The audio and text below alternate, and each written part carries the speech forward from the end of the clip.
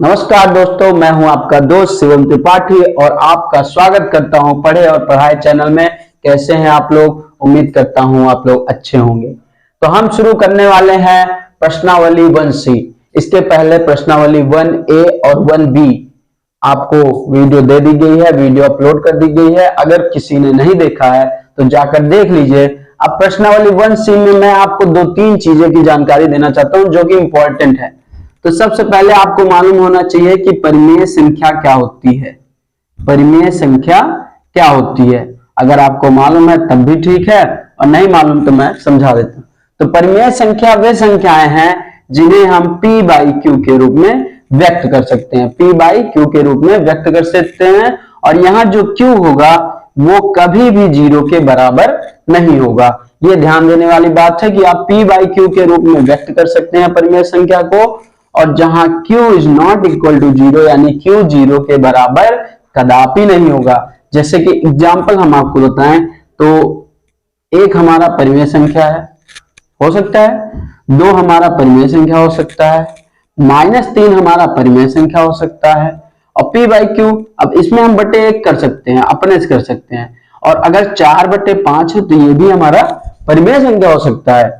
ठीक है, इस तरीके की जो भी आपको संख्याएं मिलेंगी वो परिमेय संख्या में मिलेंगी।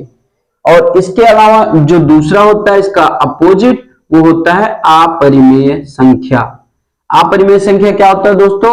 तो जिसे हम P बाई Q के रूप में व्यक्त नहीं कर सकते, यानी P by Q is not equal to 0, मतलब P बाई Q के रूप में उससे व्यक्त नहीं किया जा सकता है। अब जैसे इसमें एग्जाम्पल समझा जाए तो ये आपका ज्यादातर रूट में जो संख्याएं आती हैं वो परिमेय संख्या के रूप में होती हैं। जैसे कि √2 हो गया, √3 हो गया, √5 हो गया। √4 क्यों नहीं लिखा? क्योंकि रूट के अंदर 4 का मतलब होता है रूट के अंदर 2 गुणे 2। और जब वर्ग यही होता है कि वर्ग का मतलब है कि जब 2 जोड़ा बन जाता है तो वही 4 2 बन के बाहर निकल जाता है। इसलिए ये √4 एक परिमेय संख्या, अपरिमेय संख्या नहीं होगी, जबकि ये परिमेय संख्या होगी। क्योंकि जब 2 बाहर निकलेगा तो मैंने आपको बताया कि 2 बाहर निकल जाएगा तो वो परिमेय संख्या बन जाएगी। तो चलिए चलते हैं अपने पहले क्वेश्चन की तरफ और दमदार तरीके से पढ़ाई करेंगे। कोई टेंशन नहीं है, बहुत सिंपल क्वेश्चन है, बिल्कुल भी आपको सोचना नहीं है। तो पहला क्वेश्चन कह रहा है दोस्तों कि सिद्ध कीजिए कि 3√3 एक परिमेय संख्या नहीं है। तो क्वेश्चन नंबर 1 हम डाल लेते हैं और कह रहा है कि 3√3 एक परिमेय संख्या नहीं है। हम जानते हैं कि ये परिमेय संख्या नहीं है क्योंकि रूट में है, लेकिन ये चीज हमको सिद्ध करना है। ये चीज क्या करना है? सिद्ध करना है। तो चलिए इसका प्रोसेस जान लेते हैं। √3 एक परिमेय संख्या नहीं है, ये हमको दिया है, मतलब कि क्वेश्चन ने हमको बोल रखा है, हमको प्रूफ, यही चीज प्रूफ भी करना है। तो सबसे पहले हम मान लेते हैं, इस तरीके का जब भी क्वेश्चन आए तो सबसे पहले जो दिया रहता है उसी को आप मान लीजिए कि माना 3√3 एक परिमेय संख्या है। हम मान के ही इसको बताएंगे कि नहीं है, परिमेय संख्या है। और इसके अलावा कोई एक संख्या ABCDEFG तक कोई भी एक संख्या मान लीजिए कि वो भी परिमेय संख्या है और √3 के बराबर है। तो माना 3√3 एक परिमेय संख्या है जो कि परिमेय संख्या A के बराबर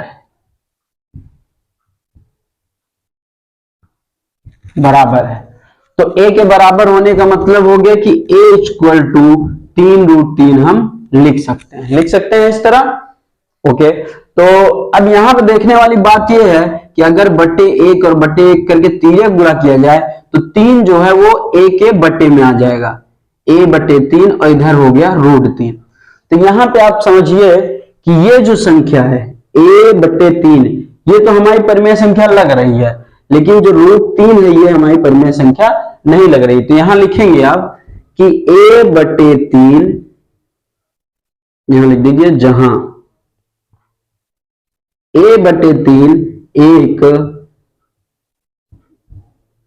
परिमेय संख्या है, जबकि √3 एक अपरिमेय संख्या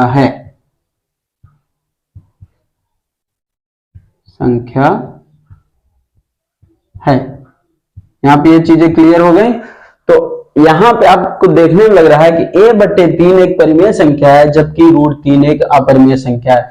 तो जो विरोधाभास हो रहा है यहां पे, उसी के कारण, तो यहां पे अब देखिए क्या हो सकता है कि इसी विरोधाभास के कारण, इसी विरोधाभास, विरोधाभास मतलब जो यहाँ पे अपोजिट, ये देखिए इधर परिमेय संख्या है और इधर अपरिमेय संख्या है, फिर भी बराबर का चिन्ह लगा है, तो ये अपोजिट हो गया।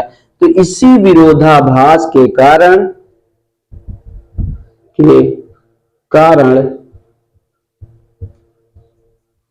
a/3 इक्वल टू √3, तो 3 को वापस उधर ले जाएंगे और a इक्वल टू 3√3,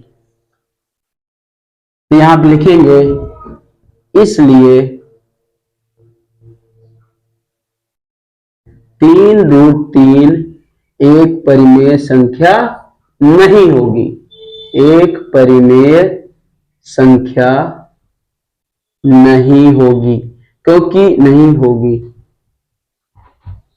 क्योंकि हमने जब इसको सॉल्व करना स्टार्ट किया तो मैंने माना कि है परिमेय संख्या, लेकिन यहाँ पे जो विरोधाभास उत्पन्न हो रहा है, इस विरोधाभास के कारण हमारी 3√3 एक परिमेय संख्या नहीं होगी।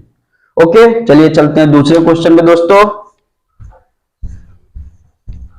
दूसरा क्वेश्चन कह रहा है कि सिद्ध कीजिए कि √5 एक अपरिमेय संख्या है, यानी √5 एक अपरिमेय संख्या है।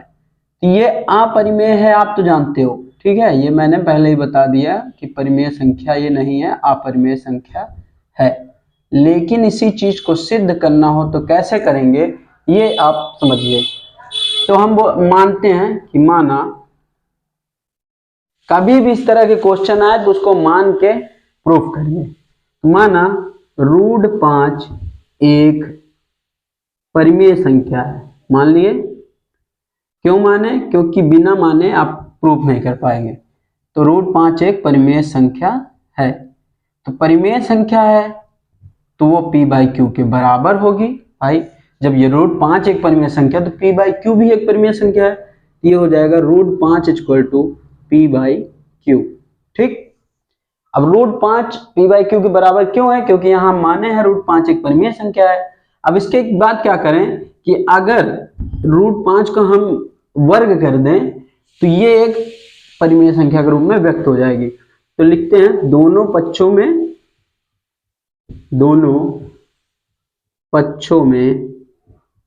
वर्ग करने पर, जब वर्ग करते हैं दोनों पक्षों में, जब दोनों पक्षों में हम वर्ग करते हैं तो देखने को क्या मिलता है कि √5 करने में जो है उसका स्क्वायर हो गया और p/q का भी होल स्क्वायर हो गया। इसको सॉल्व करेंगे तो ये हो जाएगा 5 और ये हो जाएगा p²/q²। तो इसको हम लिख सकते हैं p²/q² को लिख सकते हैं p² और q इंटू q लिख सकते हैं, और एक q को इससे गुणा कर दें तो 5q इक्वल टू p²/q।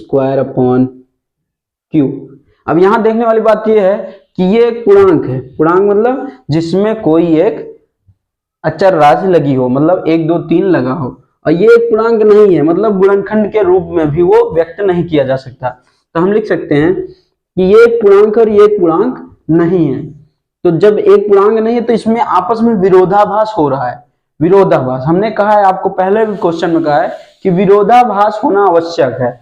ये एक पूर्णांक है और ये एक पूर्णांक नहीं है। पूर्णांक क्या होता है? जिसमें कोई एक अचर राशि यानी 1 2 3 4 5 गिनती वाली राशि लगी हो। तो यहां लिखेंगे 5q एक, चूंकि एक पूर्णांक है,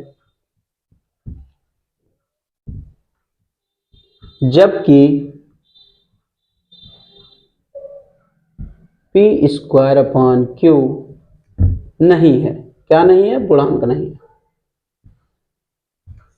तो इसी विरोधाभास के कारण, इसी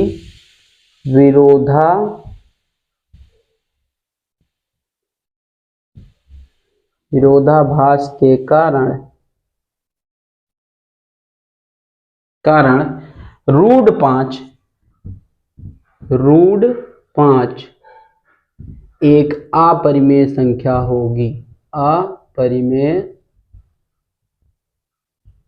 संख्या होगी। बस यही, इतना ही करना था आपको। चूंकि 5q एक पूर्णांक है और P square upon q square एक पूर्णांक नहीं है, तो यहाँ पे विरोधाभास हो रहा है। इसी विरोधाभास के कारण रूट 5 एक अपरिमेय संख्या होगी। ओके दोस्तों, नोट कर लीजिए। 2 क्वेश्चन कर लिए थे, चलिए चलते हैं तीसरे क्वेश्चन पे। प्रश्नावली 1C का तीसरा क्वेश्चन देखते हैं। कह रहा है कि सिद्ध कीजिए कि 3 + 2 रूट 5 एक अपरिमेय संख्या है। तो यही आपको सिद्ध करना है कि 3 + 2 रूट 5 एक अपरिमेय संख्या है। अपरिमेय संख्या है। तो चलिए सिद्ध करते हैं इसको।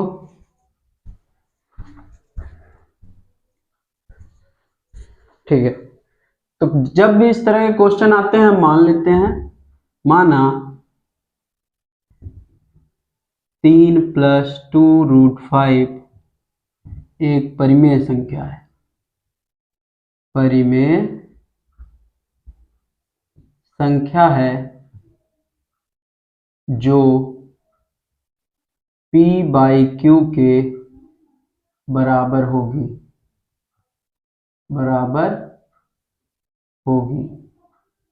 भाई नॉर्मल सी बात है, अगर p/q के बराबर तो वो एक परिमेय संख्या होगी। तो 3 + 2 root 5 = p/q। Sorry, 3 + 2 root 5 = p/q। तो सबसे पहले हम 3 को इस तरफ ले जाते हैं, तो यहाँ हो जाएगा 2 रूट 5 = p/q -3। ये क्यों ले जा रहे हैं इसको हम बता देते हैं आपको, कि जो हमारा रूट में है वो रूट में संख्या जो होती है उसको हमको अकेले करना होता है। तो उसके साथ जितनी भी संख्याएं होंगी सब हम पक्षांतर कर देंगे। जितनी भी संख्याएं होंगी सब के सब पक्षांतर करेंगे। तो अब इसको देखा जाए तो 2 रूट 5 = यहाँ पे अगर एलसीएम लेके सॉल्व करेंगे तो p - 3q अपॉन q आ गया। अब ये दो भी हमको रूट 5 केवल इस तरफ चाहिए। कभी भी रूट वाली संख्या को अकेले रखते हैं, उसको मतलब जितने भी उसके नात रिश्तेदार हैं उसको बाहर कर देते हैं, बगल कर देते हैं, उसको अकेला छुड़वा देते हैं। तो अगर तिर्यक गुणा करेंगे तो 2 यहाँ आ जाएगा, यानी root 5 = p - 3q upon 2q। ये हो गया। अब देखिए, एक तरह से आपको देखने में लगेगा कि रूट 5 जो है एक अपरिमेय संख्या है। अपरिमेय संख्या है, जबकि p - 3q अपॉन 2q हमारी क्या है? परिमेय संख्या है। जबकि p - 3q अपॉन 2q एक परिमेय संख्या है। परिमेय संख्या है। तो देखने वाली बात यह है कि ये रूट 5 परिमेय संख्या नहीं है, अपरिमेय है, और ये p - 3q अपॉन 2q परिमेय संख्या। तो यहाँ पे एक तरह से विरोधाभास हो रहा है, दोनों बराबर भी हैं लेकिन एक दूसरे से रिलेशन नहीं रखते हैं। तो इसी विरोधाभास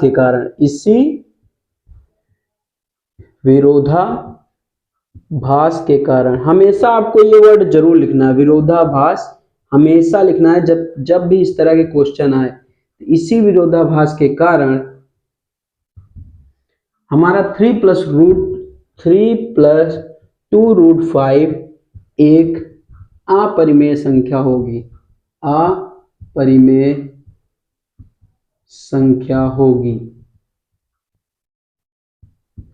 हमेशा आपको ध्यान देना है कि जो विरोधाभास वर्ड है हमको हमेशा यूज करना है, जिससे टीचर आपको जब भी आप एग्जाम दे तो टीचर समझे कि हाँ इसको जानकारी है। तो हो गया। अगला क्वेश्चन सी का तीसरा क्वेश्चन देखते हैं। कह रहा है कि सिद्ध कीजिए कि 3 + 2√5 एक अपरिमेय संख्या है। तो यही आपको सिद्ध करना है कि 3 + 2√5 एक अपरिमेय संख्या है। अपरिमेय संख्या है। तो चलिए सिद्ध करते हैं इसको। जब भी इस तरह के क्वेश्चन आते हैं हम मान लेते हैं, माना 3 + 2√5 एक परिमेय संख्या है। परिमेय संख्या है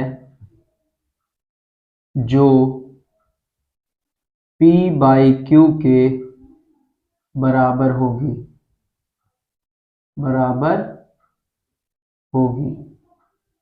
भाई नॉर्मल सी बात है, अगर p/q के बराबर तो वो एक परिमेय संख्या होगी।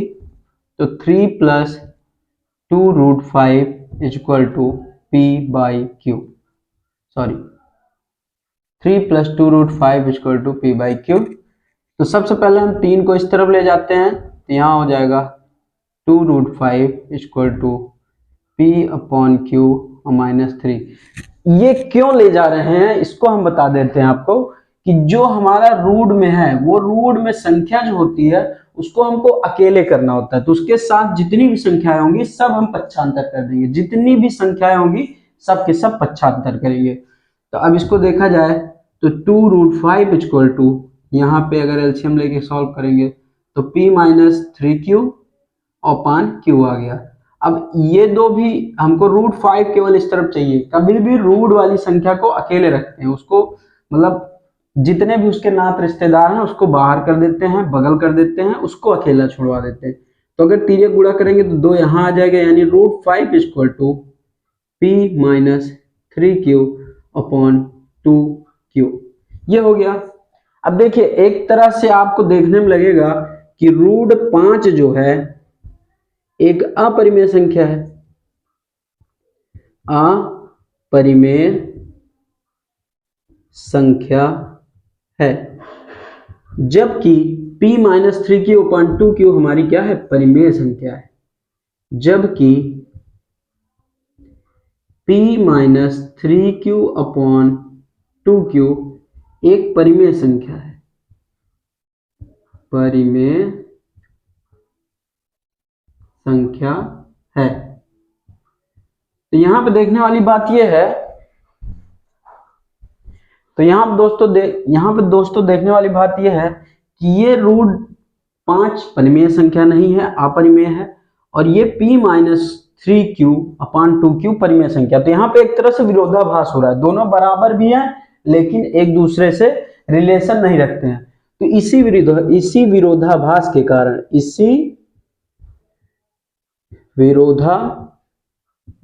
के कारण हमेशा आपको ये वर्ड जरूर लिखना है, विरोधाभास हमेशा लिखना है जब भी इस तरह के क्वेश्चन आए।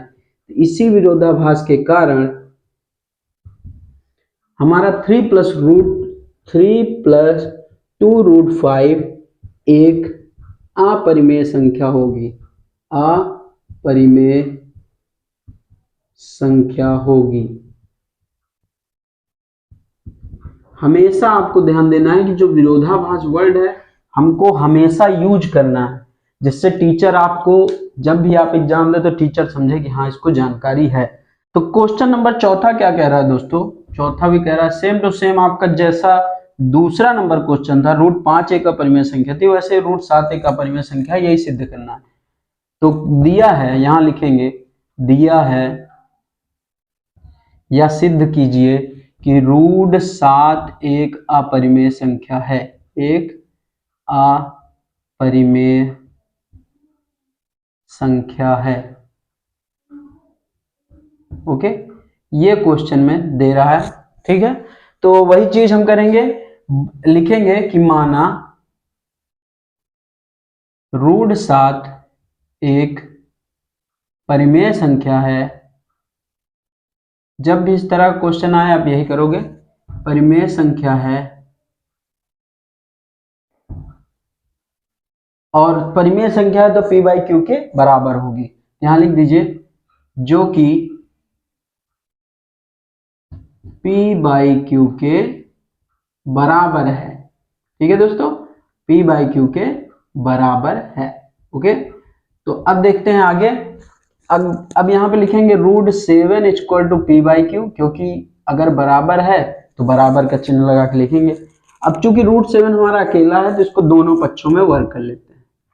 दोनों पक्षों में वर्ग करने पर जब वर्ग करेंगे दोस्तों तो यहां हो जाएगा √7 का whole square equal to p square upon q square. हम इसको ऐसे भी लिख सकते हैं कि p square upon q into q. ये √7 का हो जाएगा 7 equal to p square upon q into Q.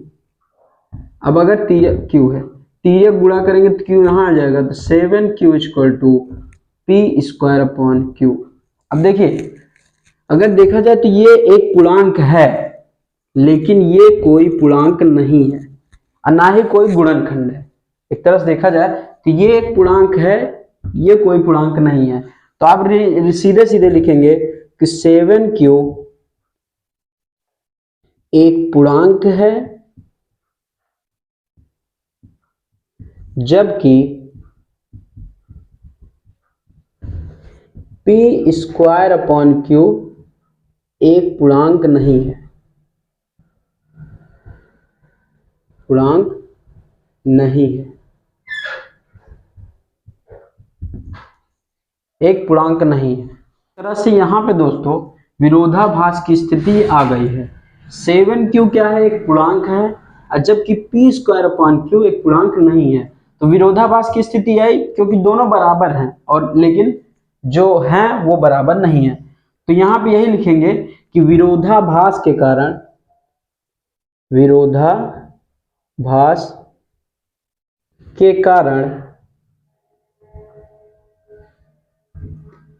√7 हमारा क्या होगा, एक अपरिमेय संख्या होगी, अपरिमेय संख्या होगी। ठीक है, ये हो गया आपका आंसर। कि क्वेश्चन नंबर 5वां क्या कह रहा है हमारा कि यदि √2 एक परिमेय संख्या नहीं है तो सिद्ध कीजिए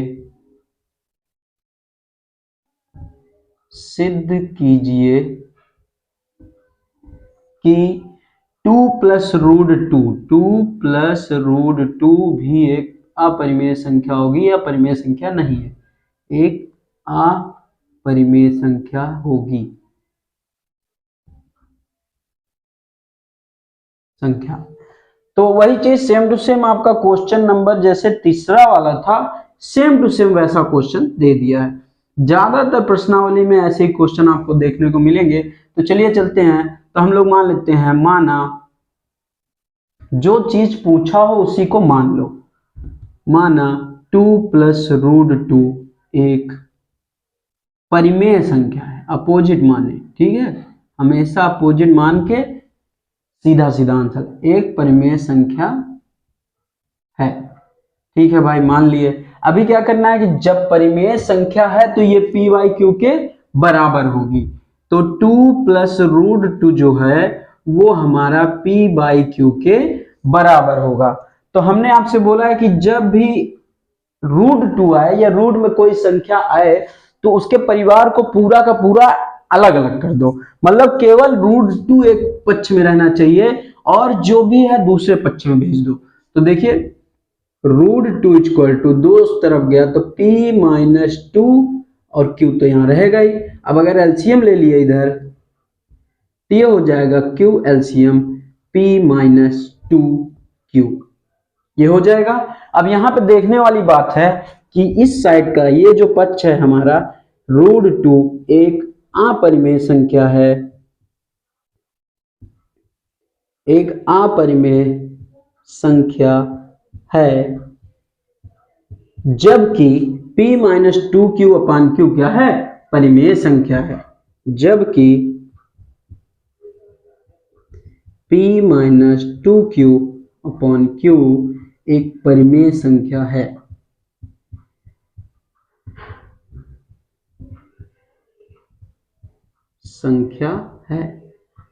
तो अब एक चीज यहां देखने को मिली ना कि रूट टू एक अपरिमेय संख्या है और p minus two Q upon Q क्या है, एक परिमेय संख्या है। इन दोनों चीजों में क्या हो रहा है, फिर से विरोधाभास हो रहा है। तो इसी विरोधाभास के कारण 2 प्लस रूट टू हमारी परिमेय संख्या होगी। बस यही लिख देना है, ठीक है। तो यहाँ पे लिखेंगे इस विरोधाभास, हम विरोधाभास वर्ड बार बार यूज कर रहे हैं तो आपको ये बार बार लिखना है, बार बार लिखना है। इस विरोधाभास के कारण आपको भी बार बार ये चीज लिखनी है, क्योंकि विरोधाभास वास्तव में यहाँ हो रहा है, एक परिमेय संख्या और दूसरा अपरिमेय संख्या, लेकिन बराबर में लिखा हुआ है। इसी विरोधाभास के कारण 2 प्लस रूट टू भी एक अपरिमेय संख्या होगी, अपरिमेय संख्या होगी। दैट्स इट, बस हो गया, और कुछ नहीं करना है इसमें। बहुत सिंपल क्वेश्चन है, बहुत आराम से करेंगे। जो छठवां क्वेश्चन है वो भी कह रहा है कि सिद्ध कीजिए कि निम्नलिखित संख्याएं अपरिमेय हैं। तो सेम टू सेम क्वेश्चन है, कह रहा है 1 अपान रूट टू एक अपरिमेय संख्या है, यही सिद्ध करना है। अपरिमेय संख्या है, सिद्ध करने को बोल रहा है। तो देखिए, माना सबसे पहले ये लिखेंगे, माना 1 बाई रूट टू एक परिमेय संख्या है, परिमेय संख्या है। तो परिमेय संख्या होगी तो हमारा p बाई क्यू के बराबर होगी। तो 1 by root two equal to p by q. अब वही चीज करना है, सेम टू सेम, दोनों पक्षों में वर्ग कर दीजिए। दोनों पक्षों में जब वर्ग करेंगे आप तो लिखा जाएगा दोनों पक्षों में वर्ग करने पर, जब वर्ग करते हैं हम तो इधर आ जाता है 1 बाई रूट टू का होल स्क्वायर, इधर आ जाता है p square upon q square, जिसे हम लिख सकते हैं p square upon q into q. इसको सॉल्व करेंगे तो ये हो जाएगा 1 by two equal to p square upon q into q. Q इधर आ जाएगा तो q upon two equal to p square. अब देखिए, ये वही चीज, पुरानी चीज, ये एक पूर्णांक है जबकि ये एक पूर्णांक नहीं है, तो विरोधाभास हुआ ना। बस वही विरोधाभास के कारण 1 बाई रूट टू एक अपरिमेय संख्या होगी। तो लिखेंगे q अपॉन टू एक पूर्णांक है, जबकि p स्क्वायर एक पूर्णांक नहीं है।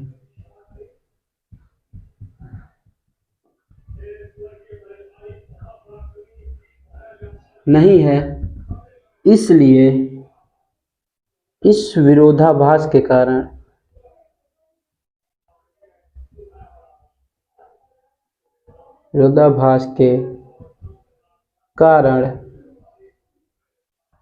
इस विरोधाभास के कारण 1 बाई रूट टू एक अपरिमेय संख्या होगी, अपरिमेय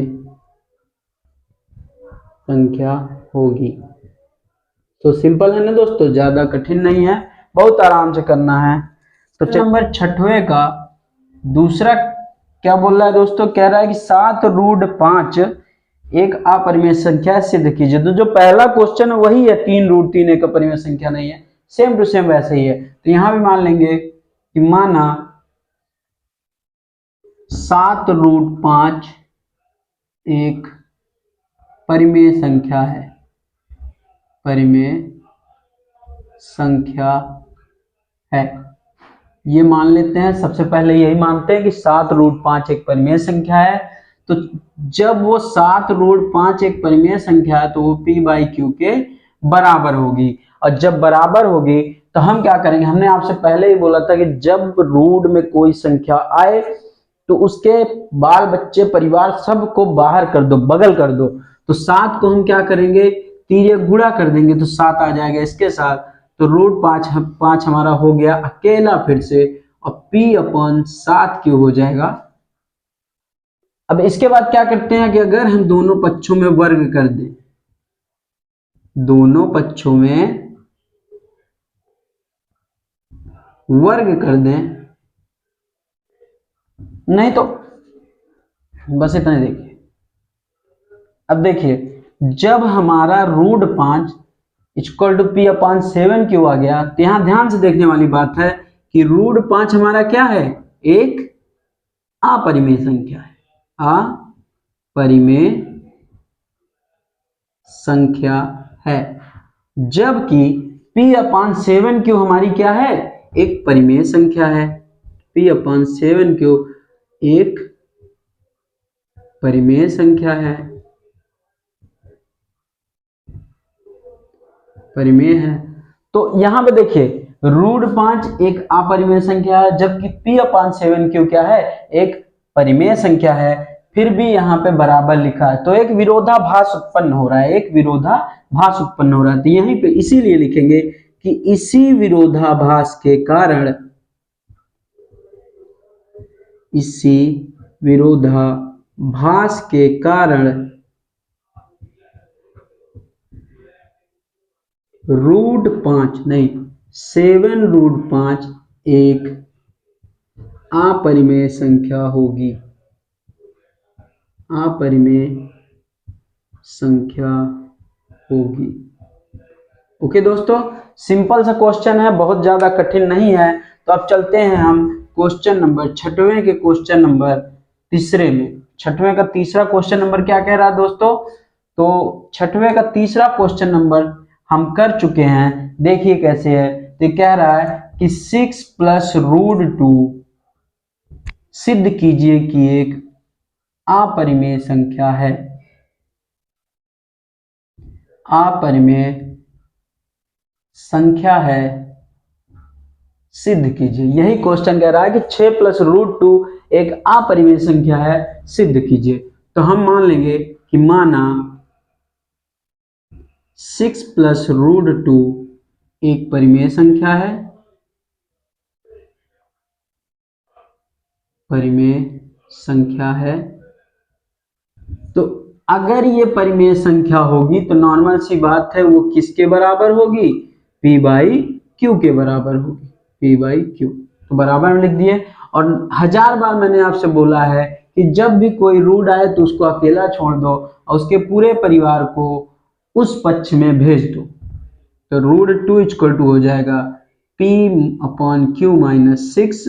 और इसको ज्यादा सॉल्व करेंगे थोड़ा सा, और ये हो जाएगा q आ गया एलसीएम यहाँ पे, और आ गया p - 6q। तो यहाँ पे देखिए √2 एक अपरिमेय संख्या है, जबकि p - 6q/q हमारा क्या है, एक परिमेय संख्या है।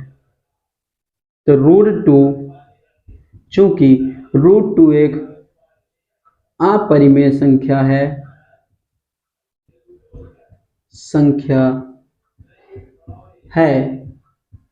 जबकि p - 6q/q एक परिमेय संख्या है, परिमेय संख्या है। तो यहाँ पर नॉर्मल सी बात है, जब ये परिमेय संख्या अपरिमेय संख्या और ये परिमेय संख्या होगी फिर भी बराबर दिखा रहा है, तो एक विरोधाभास यहाँ भी उत्पन्न हो रहा है। तो इसी विरोधाभास के कारण हर क्वेश्चन में हम यही लिख रहे हैं दोस्तों, तो आपको भी लिखना है इसी विरोधाभास के कारण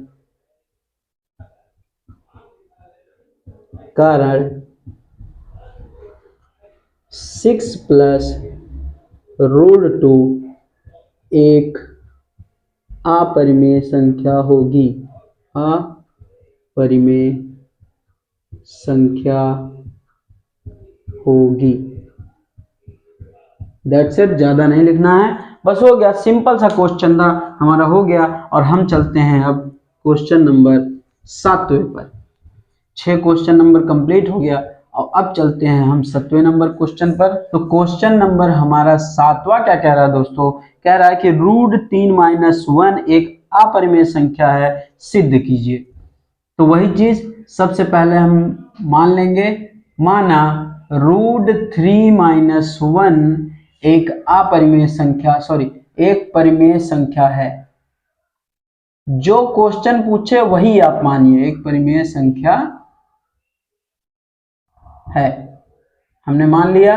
अब जब ये परिमेय संख्या होगी तो क्या होगी, पी बाई क्यू की ये बराबर होगी। तो ये लिख देते हैं पी बाई क्यू। और जब भी रूट पे कोई क्वेश्चन आए तो उसके परिवार वाले, उसके नात रिश्तेदार सभी को हम दूसरे पक्ष में भेज देते हैं, जिससे माहौल थोड़ा और गर्म हो जाए। +1 और यहाँ पे एलसीएम ले लेंगे तो रूट 3 इक्वल टू हो जाएगा P plus Q upon Q. यहाँ पे देखने वाली बात है कि जो हमारा रूट 3 है एक अपरिमेय संख्या है, जबकि हमारा जो P plus Q upon Q है ये एक परिमेय संख्या है, तो विरोधाभास उत्पन्न हो रहा है। तो लिखेंगे रूट 3, चूंकि रूट 3 एक अपरिमेय संख्या है,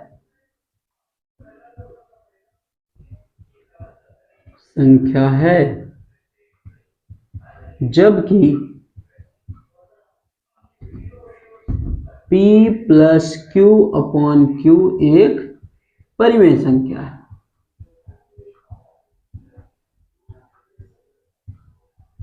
परिमेय संख्या, तो यहां आप लिखेंगे कि इसी विरोधाभास के कारण, इसी विरोधाभास के कारण रूट 3 माइनस 1 एक अपरिमेय संख्या होगी, एक अपरिमेय संख्या होगी। हो गया दोस्तों, बहुत सिंपल सवाल था, बहुत ही सिंपल है। तो चलिए चलते हैं नेक्स्ट क्वेश्चन पे अपने, और क्वेश्चन नंबर करते हैं 8वां। 8वां क्वेश्चन नंबर क्या बोल रहा है देखते हैं दोस्तों। क्वेश्चन नंबर 8वां हमारा क्या कह रहा है कि रूट 5 माइनस रूट 3 एक अपरिमेय संख्या है। तो हम मान लेंगे कि माना रूट 5 माइनस रूट 3 एक परिमेय संख्या है जो कि पूर्णांक a के बराबर है, पूर्णांक a के बराबर है। ये क्वेश्चन मान लेते हैं दोस्तों। तो अगर ये परिमेय संख्या है और a के बराबर होगी तो यहां आ जाएगा a equal to root 5 minus root 3। ठीक है दोस्तों, इतना आ जाएगा। अब इसके बाद क्या करेंगे, अगर दोनों पक्षों में वर्ग कर दिया जाए, दोनों पक्षों में वर्ग करने पर, अब चूंकि यहाँ पे दोनों रूट में था इसलिए हम दोनों पक्षों वर्ग करें। अगर यहीं पे कोई एक रूट होता और दूसरा सिंगल होता, परिमेय संख्या होती, तो हम उसको इस तरफ ले लेते। तो दोनों पक्षों में वर्ग करेंगे तो ये हो जाएगा a स्क्वायर और ये हो जाएगा रूट 5 माइनस रूट 3 का होल स्क्वायर। जिसको और सॉल्व करें तो क्या आएगा, रूट 5 का हो जाएगा 5 और रूट 3 का हो जाएगा 3। a माइनस बी का whole square, a square plus b square minus 2ab, 2 into root 5 into root 3, इतना आ जाएगा। तो a स्क्वायर और ये हो जाएगा 5 3 8 और इस तरफ इसको लाएं तो -8 इक्वल टू -2, और ये रूट में रूट संख्याएं होती है तो रूट में जैसे 5 इंटू रूट 3 है तो इसको हम रूट के अंदर ही 5 गुणे 3 लिख सकते हैं, जो कि हो जाएगा 15। तो यहाँ हो जाएगा 2 रूट 15, 2 रूट 15 हो गया। तो यहाँ पे देखने वाली बात यह है कि ये माइनस में है। ठीक है दोस्तों, तो हम क्या करते हैं कि 2 को बटे में ले लेते हैं। हमने आपसे बताया कि जब भी रूट में कोई संख्या है तो उसको अकेला कर देते हैं। तो अगर 3 गुणा करेंगे तो -2 इस तरफ जब आएगा तो यहाँ हो जाएगा a स्क्वायर -8 बटे -2 इक्वल टू रूट 15। तो अब आप देख सकते हैं दोस्तों कि सिंपल सी बात है, ये हमारा एक परिमेय संख्या है जबकि रूट 15 एक अपरिमेय संख्या है। तो यहाँ जो विरोधाभास उत्पन्न हो रहा है उसी के कारण √5 माइनस √3 एक अपरिमेय संख्या होगी। तो यहां लिखेंगे कि इसी विरोधाभास के कारण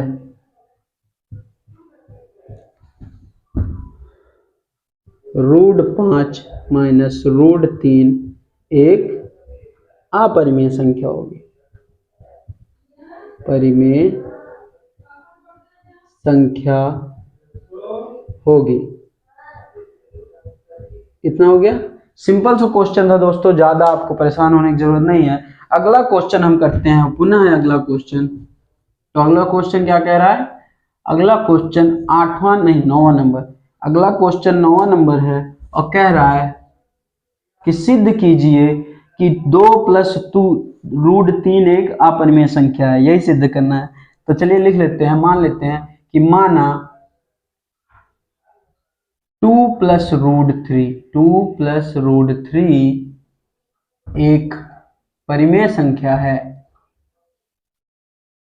परिमेय संख्या है। तो इसको चाहे आप a के बराबर मान लीजिए या तो p/q के बराबर मान लीजिए। a के बराबर मानने के लिए आपको लिखना होगा जो कि a के बराबर है। तो यहाँ नॉर्मल सी बात है, अगर 2 + √3 एक परिमेय संख्या है तो वो हमेशा p/q के बराबर होगी। और परिवार वालों को अलग कर देते हैं तो √3 = हो जाएगा p/q - 2 और एलसीएम करते हैं तो आ जाएगा √3 = p/q - यहाँ पे सिंपल सा क्या करते हैं दोस्तों, क्यू एलसीएम ले लेते हैं तो ये हो जाएगा -2q। तो यहाँ पे ये जो संख्या है हमारी अपरिमेय संख्या है, जबकि ये जो संख्या है ये एक परिमेय संख्या है। तो एक विरोधाभास उत्पन्न हो रहा है। तो यहाँ पे लिख देंगे कि इसी विरोधाभास के कारण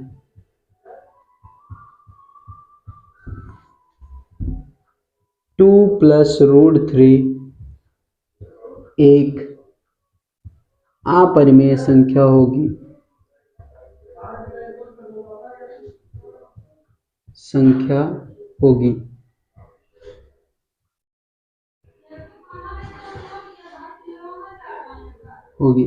तो मैं दोस्तों आपको बताना चाहता हूँ, आप खुद देख रहे हो कि कितनी मेहनत की जा रही है। तो अगर आपको लगे कि वीडियो अच्छी है तो वीडियो को लाइक करके 1000 लाइक का जो हमारा टारगेट है उसको कंप्लीट कर दीजिए। आपका बहुत बहुत आभार होगा। तो चलिए चलते हैं और करते हैं 10वां नंबर क्वेश्चन, जो कि हमारे प्रश्नावली 1C का अंतिम क्वेश्चन है और इसी के साथ हम 1C को विदाई देंगे। तो चलिए कहते हैं 10वां नंबर क्वेश्चन हमारा क्या कह रहा है भाई। तो 10वां नंबर कह रहा है कि सिद्ध कीजिए कि 4 - 3√2 एक अपरिमेय संख्या है। तो नॉर्मल सी बात है, जब भी ऐसा बोले तो हम जो हमेशा मानते हैं वही हमेशा की तरह इस बार मान लेंगे कि माना 4 - 3√2 एक परिमेय संख्या है। जो हमेशा मानते हैं वही मानना है, कुछ अलग नहीं करना है आपको। तो एक परिमेय संख्या है। अब नॉर्मल सी बात है भाई, अगर परिमेय संख्या होगी तो परिमेय संख्या का पहला रूल है कि वो p/q के बराबर होगी। तो जब p/q के बराबर होगी तो उसको लिख दीजिए। अब रूट को हमको उसके परिवार वालों से अलग करने की बारी आ गई। बहुत गलत बात है, किसी को किसी परिवार के अलग करना नहीं चाहिए, लेकिन क्या करें, करना पड़ेगा। तो यहाँ पे लिख देते हैं -3√2 = p/q। यहाँ पे क्यों लिखना था, सॉरी दोस्तों, यहाँ पे क्यों लिखना था, तो -4। अब यहाँ पे देखने वाली बात है कि यहाँ पे एलसीएम हो सकता है, तो करिए एलसीएम। अगर हो सकता है तो बिल्कुल करेंगे, क्यों नहीं करेंगे। हमको कौन सा बहुत ज्यादा पैसा लग रहा है कि नहीं करेंगे। और -3 को हम कर लेते हैं बटे में। तो √2 = तिर्यक गुणा करेंगे दोस्तों। तिर्यक गुणा करने पे ये q से गुणा हो जाएगा, तो p - 4q/- 3q। अब देखिए वही चीज आ गया भाई, वही चीज आ गया ना। ये हो गई √2 हमारी एक अपरिमेय संख्या और ये हो गई p - 4q/- 3q एक परिमेय संख्या। तो हो गया सिंपल सा, वही चीज लिखना है कि चूंकि √2 एक अपरिमेय संख्या है भाई, क्या है, अपरिमेय संख्या है,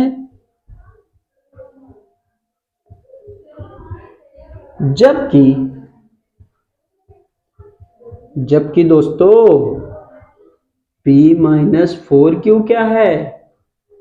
p-4q/3q क्या है? एक परिमेय संख्या है, एक परिमेय संख्या है।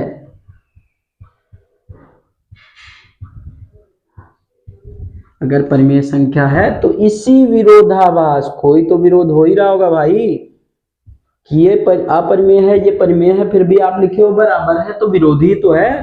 तो इसी विरोधाभास के कारण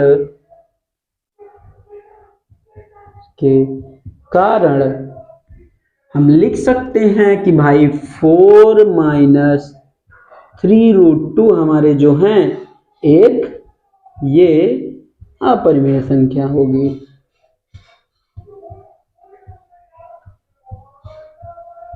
संख्या है।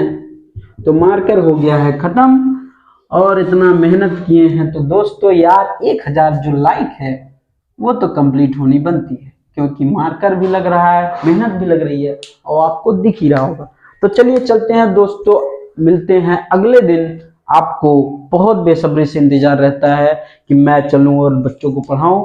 तो मिलते हैं अगले दिन अपने नई प्रश्नावली 1D के साथ। तो बहुत मजा आया। ओके, राम राम, जय हिंद, जय भारत।